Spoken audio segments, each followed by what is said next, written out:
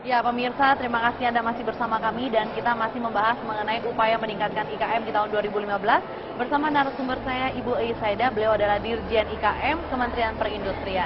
Baik, Ibu, kita melanjutkan perbincangan kita. Ini mengenai 3 faktornya tadi, Ibu, kita melanjutkan bahwa ada makanan dan juga industri fashion dan juga satu lagi kerajinan tangan.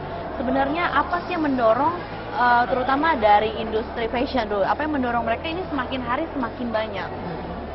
Yang pertama adalah anak-anak muda yang sekolah desain dan jurusannya ke produk-produk yang arahnya ke fashion semakin banyak, dan bahan baku juga semakin beragam ya. Tapi memang sayangnya sih bahan baku yang bagus-bagus itu masih impor. Tapi ya untuk sementara tidak masalah lah.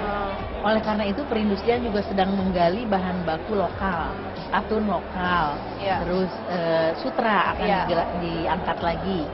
Kemudian juga kreativitas di kerajinan pendukung fashion. Banyak sekali pernak-pernik dibikin anak muda. Karena mungkin teknologi informasi ya sudah sangat terbuka. Mereka diilhami oleh belahan negara mana dalam waktu singkat buka, oh di sana bikin begini. Nah itu kan mempercepat mereka membuat sesuatu yang lebih layak gitu. Iya, betul. Dan kemudian juga dari industri makanan ini kabarnya juga banyak sekali kita kadang-kadang banyak makanan impor begitu ya, Bu ya. Kalau Anda melihat apakah ini juga perlu ada penegakan hukum atau kebijakan seperti apa, Bu? Memang itu tidak bisa dihindari ya, karena kita sudah membuka diri dengan dunia luar, dengan globalisasi, terutama ASEAN. 10 negara ASEAN sudah sepakat kalau barang masing-masing ke negara masing-masing sudah tidak boleh dihambat. Kalau dulu kan masih ada tarif, begitu banyak dinaikkan tarifnya. Kalau sekarang kan sudah nol semua, jadi dari mana-mana sudah boleh masuk. Bebas, apalagi masyarakat ekonomi ASEAN nanti sudah bukan barang lagi yang bebas masuk, sudah siapa saja boleh buka dimanapun. Warung IKM istilahnya atau restoran IKM bisa buka di Vietnam buka di sini, bebas, tidak boleh dihambat. Nah yang penting adalah kita bagaimana meningkatkan daya saing. Nah itu dia daya saingnya. Apalagi Indonesia makanannya itu beragam juga, Bu ya. Iya, sangat beragam ya. Dan sebenarnya di antara negara ASEAN hampir mirip-mirip juga. Pada punya pisang, pada punya singkong, pada punya beras ya. Tapi bagaimana kreativitas itu muncul sehingga produk-produk muncul dan packaging yang cantik dan harga juga yang terjangkau. Saya tidak suka harga murah ya. Kalau murah sepertinya tidak menghargai orang yang berkreativitas. Tapi harganya ya pantas lah, terjangkau. Sesuai dengan rasanya juga ya, Bu ya. Dan juga yang terakhir ini kerajinan tangan yang Anda katakan tadi. Ini kerajinan tangan juga sebenarnya kebanyakan kerajinan tangan itu dari produk lokal ya, Bu ya. Dari mungkin kerajinan tangan bambu, kayu dan segala macam. Tapi apakah memang ini masih terus diminati, Bu ya? Kebanyakan ini kayaknya untuk kebanyakan itu diminatnya dari luar ya, Bu, dibanding dari lokal. Apakah seperti itu, Bu? Memang ada permintaan impor yang cukup bagus dari luar, misalnya anyaman atau furniture, kayu, rotan, bambu.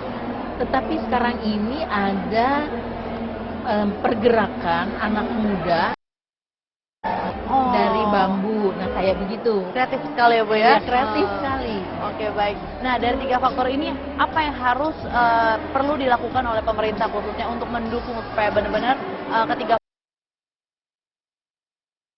meningkat, Bu? Apa yang perlu dilakukan?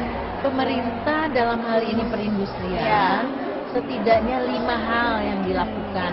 Yang pertama adalah di sisi kompetensi SDM. Jadi manusianya harus dipintarkan. Kalau dia bergerak, kalau dia bergerak di makanan, dia harus tahu ilmunya tentang mengolah makanan. Iya, betul. Tentang materialnya gimana, prosesnya gimana, bahan campurannya yang boleh, yang tidak boleh apa. Standarnya juga ya. Standarnya juga ada borak, ada segala macam kan itu kan nggak boleh. Makanya SK Menteri Perindustrian ada CPPOB, cara produksi pangan olahan yang baik. Jadi aturan-aturannya sampai ke tata letak. Tidak boleh dapurnya dekat toilet misalnya. Nah, itu detail sekali. Dan mereka punya sertifikat sudah dapat CPPOB misalnya. Yang kedua teknologi. Kalau Teknologi. bicara industri, mesti bicara teknologi. Iya, biar cepat juga ya kan, Iya, efektif dan efisien. produktivitasnya tinggi. Yang tadinya ngiri satu-satu kan kalau dengan mesin lebih cepat. Iya, benar, Yang benar. tadinya gunting satu-satu kan ada gunting Iya. yang ini. Yang ketiga persis standar. Oh. Kan standar itu kita kadang-kadang satu toko dengan toko yang lainnya Beda ya. kayak tidak jelas ya. Iya. Kebetulan perindustrian tahun kemarin dengan APPMI mencoba membuat guidance untuk ukuran. Oh, oke, Dan kita oke. sudah jadi IFW ini akan di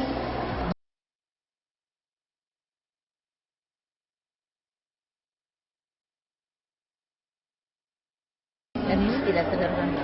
Oke, baik. Berbicara mengenai 5 hal itu sangat penting sekali dan kayaknya perlu ada sosialisasi di mana IKM juga perlu tahu kalau pemerintah ini Iya. mendukung 5 hal ini. Nah, kita membahasnya lebih dalam lagi di segmen berikutnya. Baik. Ya, pemirsa tetap di tempat Anda, kami akan segera kembali.